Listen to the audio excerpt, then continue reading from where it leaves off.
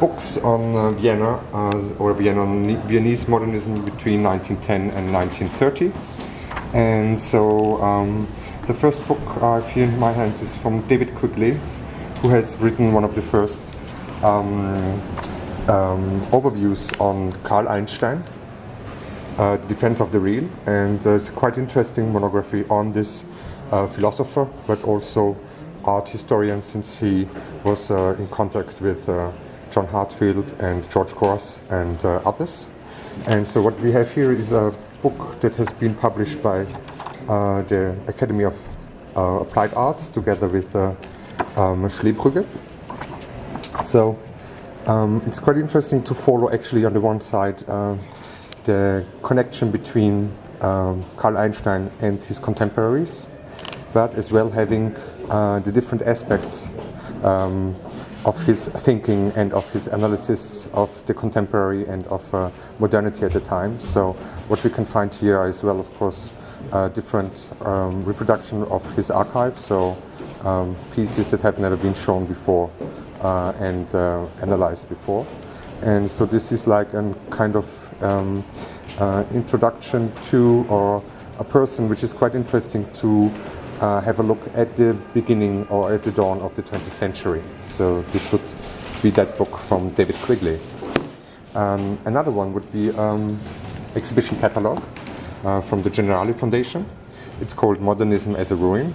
And actually what we have here are more like the ideas and thoughts of new society, of architecture from the beginning or from the 1920s and 30s, but how they would then be interpreted or revisited in the 1970s. So here, of course, we have artists like Gordon Martha Clark, like Dan Graham, who are representing how architecture then, or the new perspectives of architecture would then be in question.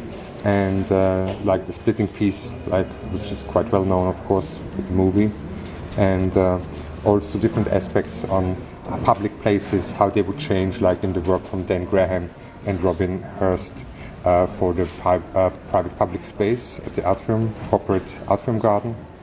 And so this exhibition is actually, or this exhibition house, the Generali Foundation, is very much on the edge of contemporary art and how this influences through different generations would reappear, or different questions would reappear. So here in the end, of course, we do have the exhibition views of what it was, the way it was installed, and edited by Sabine Folli. So this is Modernism as a Ruin.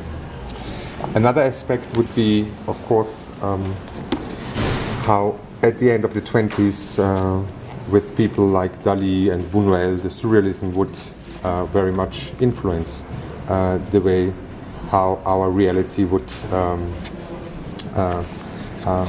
change, or how the absurd could change our reality, actually.